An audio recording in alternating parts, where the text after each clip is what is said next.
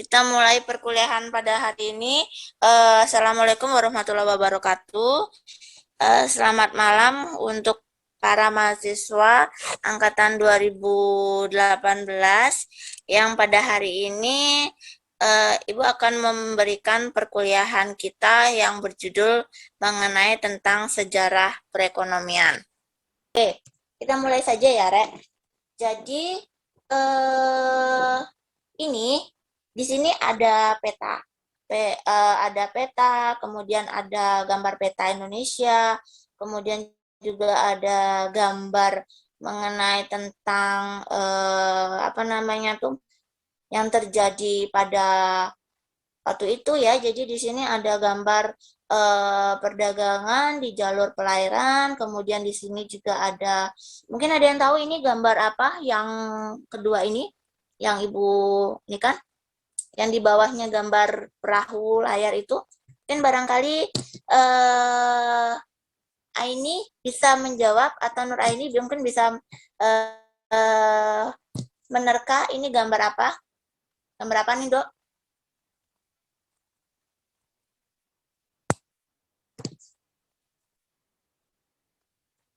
Atau mungkin barangkali bisa yang lainnya bisa membantu yang kedua ini gambar mengenai apa?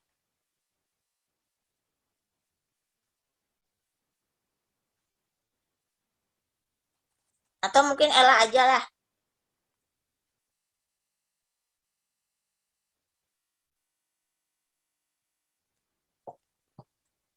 Ella, ini gambar apa lah? Yang kedua ini lah.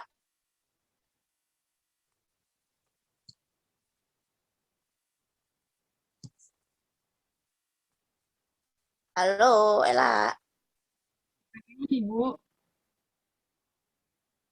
Ya, mungkin Novita aja lah. Mungkin sinyalnya nggak ini. Coba gambar yang di bawahnya perahu itu. sepertinya perdagangan. Iya, iya. Itu perdagangan di mana? Arab, Arab, Perdagangan di Arab. Oke, Ibu tampung Anda, dulu ya. Itu perdagangan di Arab. Oke. Kemudian, nah, di bawahnya gambar itu ada apa ya? Antara laki-laki dan perempuan. Ini ngapain ya? Gambar yang kedua ini. Kayak barter tabun. Oke, ya. Ella tadi menjawab mengenai tentang sistem barter. Oke, kenapa Ibu menghadirkan gambar ini? Nah, ini terkait tentang materi kita yang pertama, yaitu jadi di sini bisa dikatakan bahwa negara Indonesia tersebut itu memiliki letak geografis yang sangat strategis ya.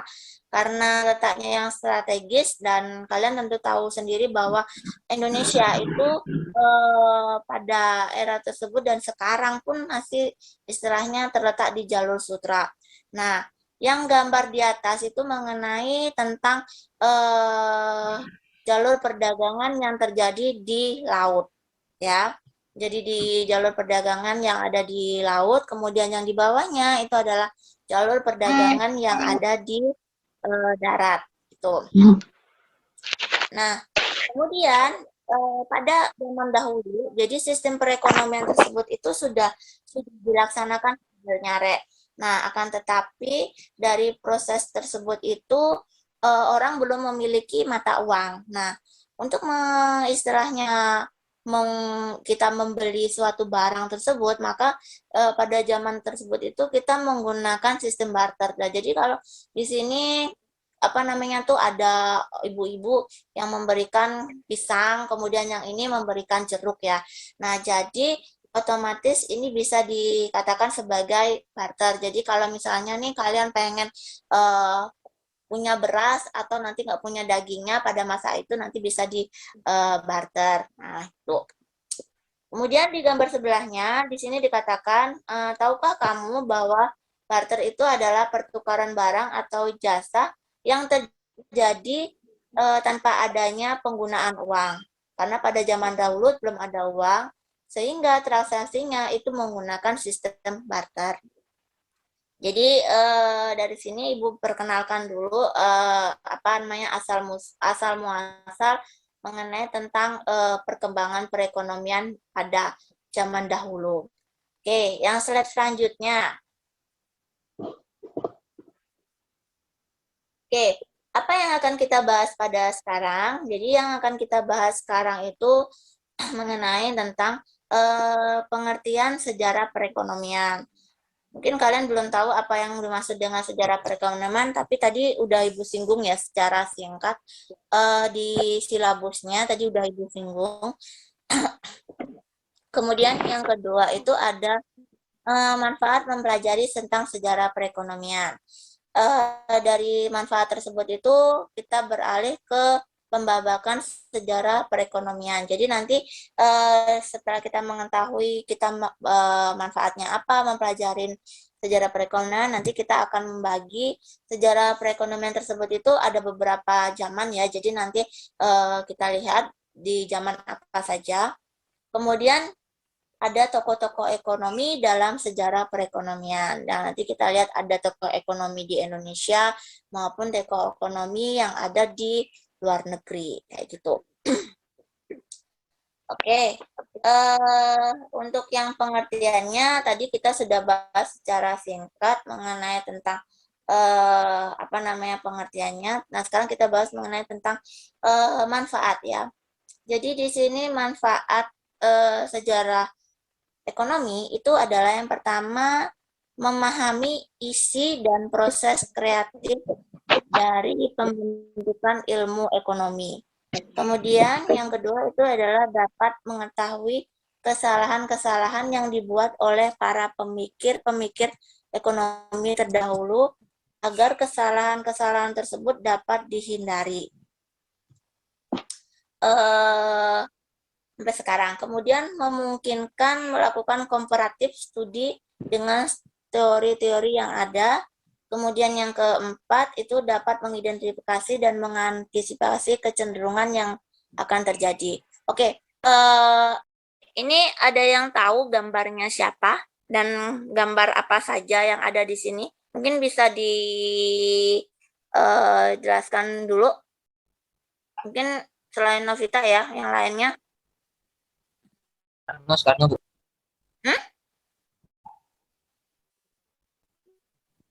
Proklamasi, Bu. Oke, proklamasi. Oke, proklamasi. Terus, proklamasi itu sama siapa? Bukan sama saya pastinya, Bu. Iya, udah tahu bukan sama kamu. Sama siapa nama tokohnya? Oh, tokohnya atau Bu? Soekarno, Bu, sama Pak Hatta. Oke. Ya, jadi di sini itu gambar mengenai tentang tokoh Soekarno. Kemudian ada dia membaca teks proklamasi. Nah, di situ ada di bawahnya juga dia mengenai tentang orasi atau istilahnya kaum-kaum buruh yang melakukan demonstran ya. Tuh. Kemudian selanjutnya, nah nanti itu akan kita bahas ya. Selanjutnya itu mengenai tentang ini. Mungkin selanjutnya, Dok, yang selanjutnya. Nah, ini ya. Jadi dengan adanya VOC tersebut itu akhirnya ada beberapa yang istilahnya juga yang dilakukan seperti dia di Inggris dia berusaha untuk merubah pola pajak hasil bumi yang telah 2 abad diterapkan oleh Belanda itu dengan menetapkan landret. Landret itu adalah pajak tanah ya. Jadi kalau zaman dulu kalau kalian punya tanah itu wajib untuk menyetorkan pajak. Nah, tapi sekarang juga tetap disetorkan ya namanya, tapi ke pemerintah itu namanya pajak bumi dan bangunan biasanya kayak itu. Kemudian dengan sistem tersebut, maka masyarakat pribumi akan memiliki uang untuk membeli barang produk Inggris atau yang mudah diimpor dari India. Nah, ini yang biasanya disebut dengan imperialisme modern yang menjadikan tanah jajahan tidak sekedar untuk eksplorasi keanalan, tetapi juga sebagai daerah pemasaran produk dari negara penjajahan. Oke, apakah kita sekarang masih tetap dijajah? Masih, Bu. Masih, Bu. Masih tetap Masih. dijajah? Masih. Oke, masih. Contohnya bisa kasih tahu nggak contohnya pada sekarang itu apa sih sebenarnya? Korupsi, Bu. Korupsi, oke. Terus Masuknya budaya barat ke dalam negara masuknya kita. budaya barat ke dalam negara kita. Oke, kayak istilahnya kalian yang suka itu ya, apa namanya tuh drama Korea kayak gitu ya. Jadi istilahnya film-film udah masuk, nah itu secara tidak langsung itu kita sebenarnya sudah dijajah, Rek. Secara tidak langsung. Tuh, karena kita kadang istilahnya menyenangi atau istilahnya menyukai produk-produk yang dibawa oleh mereka. Tuh. Kemudian di sini pada tahun 1936 itu ada Van de Bos itu menerapkan sistem tanam paksa yang sudah mulai diberlakukan. Tujuannya apa? Yaitu adalah untuk memproduksi berbagai komoditi yang ada permintaannya di pasar dunia. Akan tetapi hal tersebut justru merugikan bangsa Indonesia atau masyarakat Indonesia karena tersebut itu menguras keringat dan tenaga ya. Jadi mereka tersebut itu diwajibkan untuk menanam tanaman dan menjual hasilnya ke pemerintah dan dibayar sesuai harga yang sudah ditetapkan oleh pemerintah.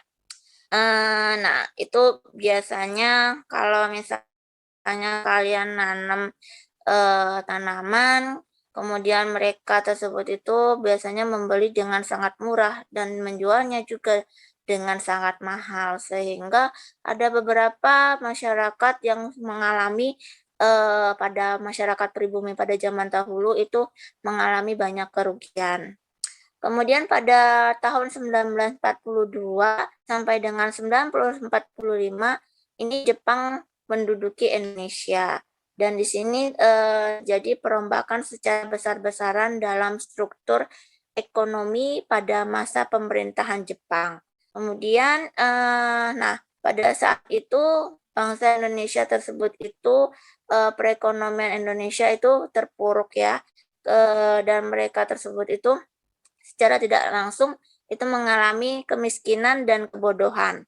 Tuh pada masa zaman 1942. Oke, selanjutnya kita masuk. Nah, tadi ini sudah disinggung oleh apa namanya tadi oleh Kavi mengenai tentang gambar yang sudah tadi Ibu sebutkan ya. Nah, itu mengenai tentang sekarang kita bahas mengenai tentang masa Orde Lama. Jadi masa Orde Lama itu dibagi menjadi beberapa, yaitu masa pasca kemerdekaan. Itu ada tahun 1945 sampai 1950. Di sini keadaan ekonomi, keuangan pada masa awal kemerdekaan amat buruk karena terjadi inflasi yang disebabkan oleh beredarnya lebih satu mata uang. Nah, ini disebabkan karena banyaknya yang sudah menjajah di Indonesia, sehingga otomatis kita mengalami kebingungan dalam hal menggunakan mata uang, Rek. Jadi kita sudah menjajah Portugis, Inggris, Jepang, nah Belanda. Nah, itu menyebabkan kita tersebut itu bingung, kita harus menggunakan mata uang yang mana. Sehingga pada saat itu kita mengalami inflasi. Ya. Nah, akhirnya pada bulan Oktober 1946, pemerintah RI tersebut itu mulai mengeluarkan mata uang Indonesia atau mata uang Republik Indonesia yang disebut dengan ORI ya. Nah, ini sebagai mata uang Jepang untuk istilahnya sebagai alat tukar perdagangan atau istilahnya alat tukar jual beli. Nah, sehingga adanya harapan tersebut itu sehingga diharapkan bisa memperbaiki sistem inflasi yang ada di Indonesia. Kemudian di sini dalam menghadapi krisis ekonomi keuangan, pemerintah menempuh berbagai kegiatan, diantaranya pinjaman nasional itu dilakukan oleh Menteri Keuangan Insinyur Surahman dengan persetujuan Badan Pekerja Komite Nasional Indonesia Pusat BPKNIP. Nah, berarti sudah jelas ya kalau misalnya pada zaman dulu kita sudah mulai berhutang ini, berhutang kepada apa namanya tuh, kepada badan pekerja komite tersebut istilahnya. Nah, dari situ makanya istilahnya sampai sekarang utang-utangnya masih tertumpuk. Kalau menurut Ibu sih kayak gitu. Jadi mereka belum bisa melunasi karena jangka waktu yang dipinjam aja itu lama banget untuk pengembaliannya. Dan kalau menurut Ibu pinjaman mereka itu nggak cuma hanya 1 juta 2 juta yang pada zaman sekarang itu banyak sekali pinjaman kayak pinjol tersebut itu kan hanya 1 juta gitu, tapi dikembalikannya bisa 1,6 juta atau 2 juta. Nah, ini sama dengan halnya pada zaman dulu, tapi jangka waktunya atau mungkin bunganya mungkin lebih rendah kayak gitu. Kemudian krisis selanjutnya itu adalah hubungan dengan Amerika, yaitu banking and trade comparison.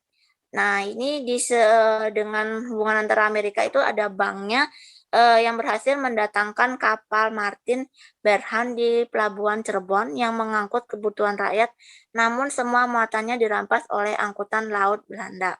Nah, ini bisa dikatakan kita dapat apa namanya tuh bantuan, tapi bantuan tersebut itu tidak bisa kita manfaatkan dengan baik karena yaitu bantuan tersebut itu dirampas. Kemudian konferensi ekonomi.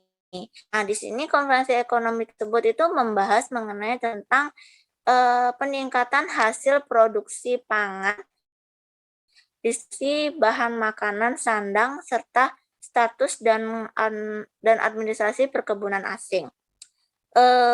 Kemudian yang selanjutnya krisisnya adalah rencana 5 tahun, memberikan anjuran dan memperbanyak kebun bibit padi unggul. Di sini mencegah penyembelihan hewan-hewan yang membantu dalam pertanian, menanam tanah terlantar di Sumatera dan mengadakan transmigrasi.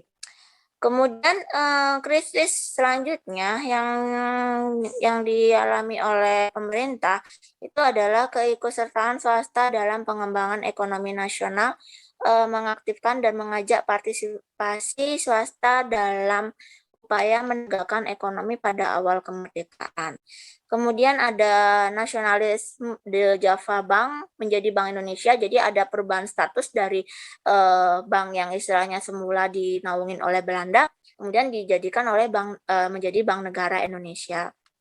Kemudian ada sistem ekonomi gerakan benteng.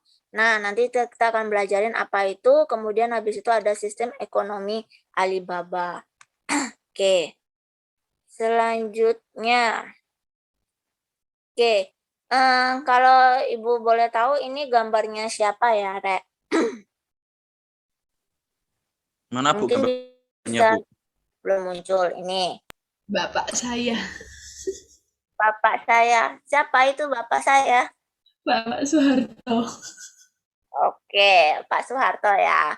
Oke, di sini apa namanya tuh dilihat bahwa pada zaman itu mungkin sih kalau menurut Ibu sih Soeharto adalah kalau menurut Ibu nggak semua presiden tersebut itu buruk, ada yang membawa dampak positif, ada yang negatif. Nah, itu tergantung dari pelaksanaannya ketika dia sudah mulai mungkin sudah menjabat terlalu lama sehingga rakyat mungkin merasa jemu kayak gitu. Nah, ini adalah bentuk atau wajah beliau ketika beliau masih muda ya. Tuh. Itu Oke. lomba kelereng Bu. Bukan, yang jelas itu adalah ketika dia istilahnya melihat hasil-hasil produksi anak-anak pribumi itu.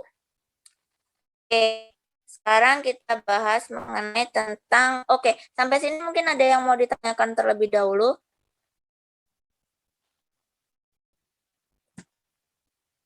Mungkin ada yang mau ditanyakan terlebih dahulu.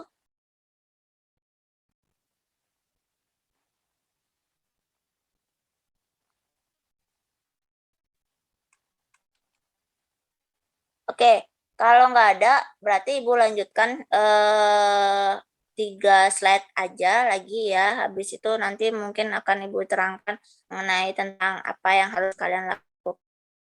Oke, di sini ada masa demokrasi liberal. Nah, ini dilakukan pada tahun 1950 sampai 1957. Di sini perekonomian tersebut diserahkan sepenuhnya oleh pasar, padahal penguasa pribumi masih belum mampu bersaing dengan penguasa non-pribumi. Pada akhirnya hanya memperburuk kondisi perekonomian Indonesia. Ini maksudnya adalah gini ya, jadi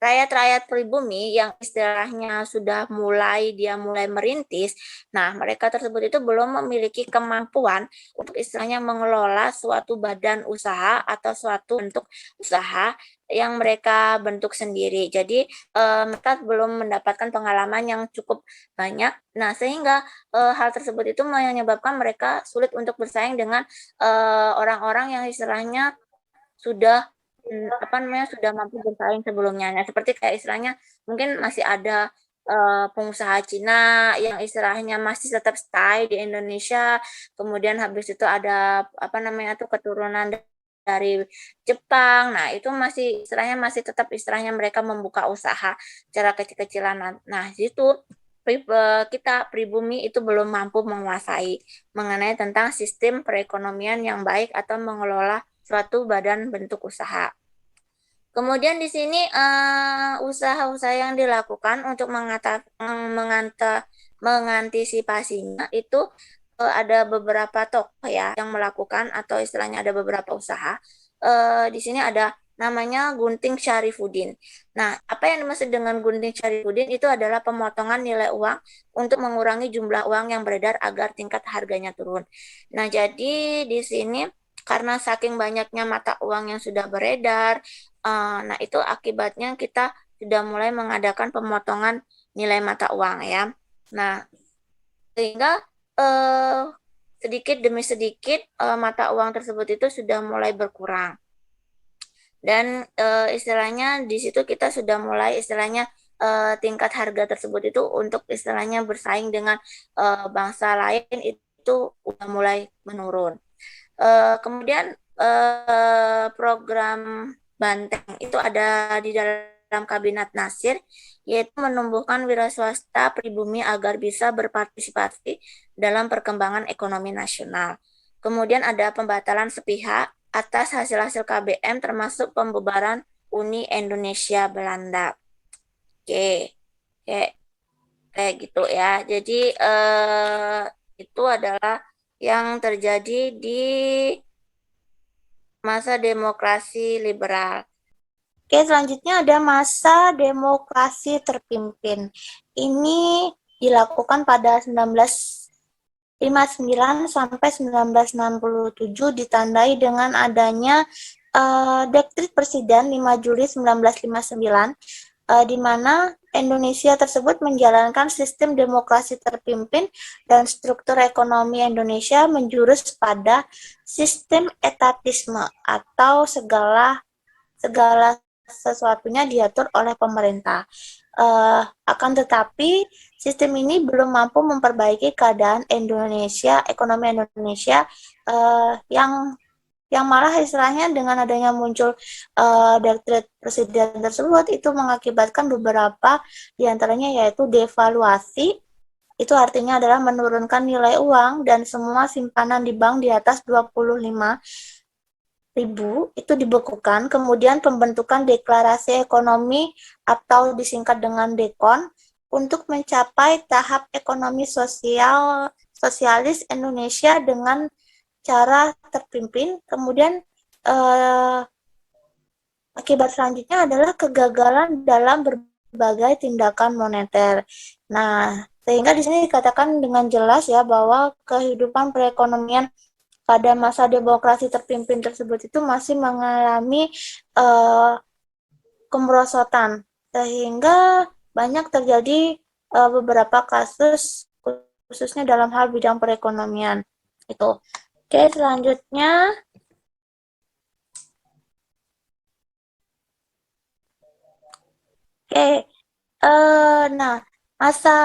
mulai ini masa Orde Baru. Masa Orde Baru itu ditandai dengan berbagai macam ya. Jadi pada saat Orde Baru tersebut itu diawali dengan mulai stabilnya ekonomi, kemudian politik juga menjadi sebuah prioritas utama, kemudian program pemerintah tersebut itu banyak berorientasi pada pengendalian inflasi, sehingga di sini jelas banget bahwa masa Orde Baru tersebut itu kita sudah mulai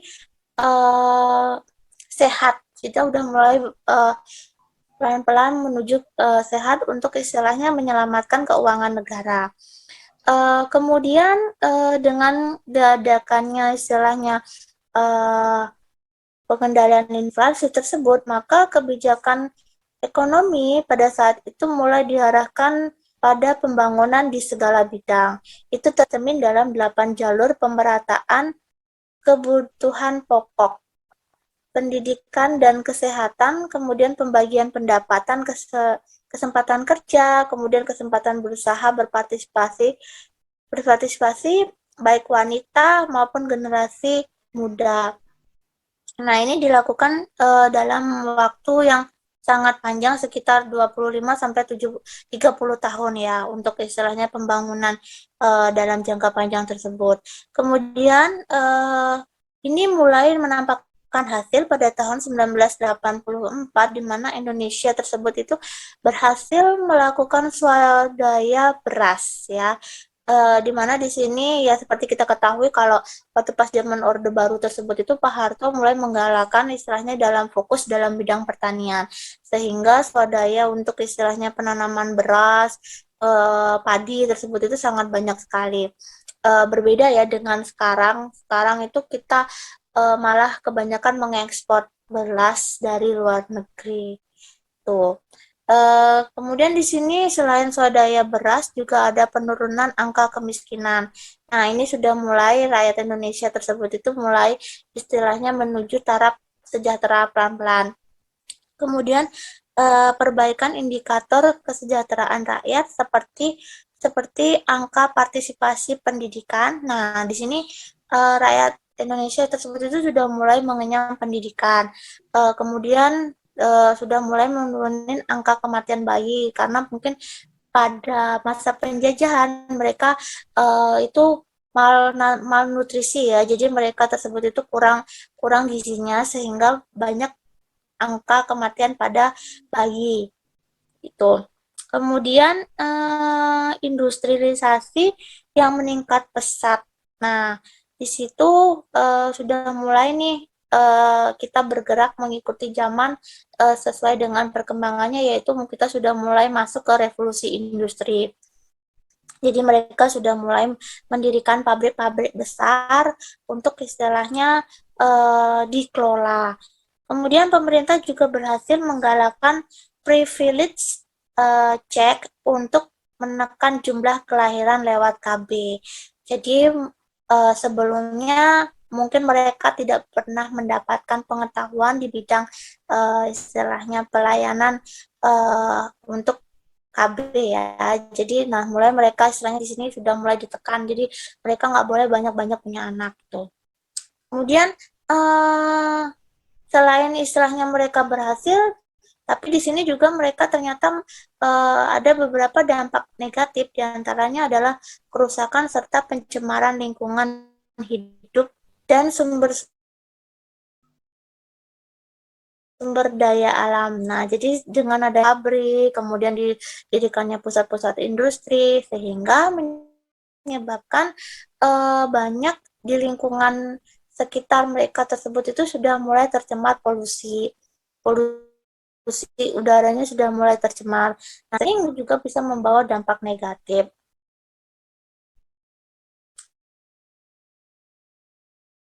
Kemudian sumber air sedikit sudah mulai berkurang ya, karena istilahnya sudah semakin banyak digunakan.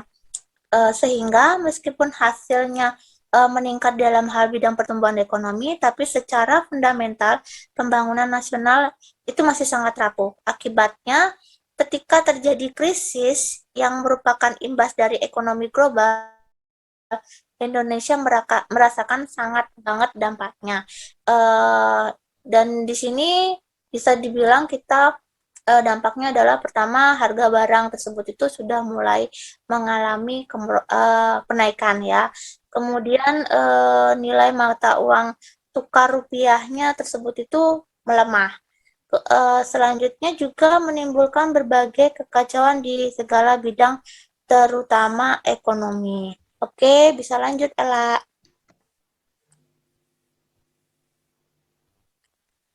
Oke.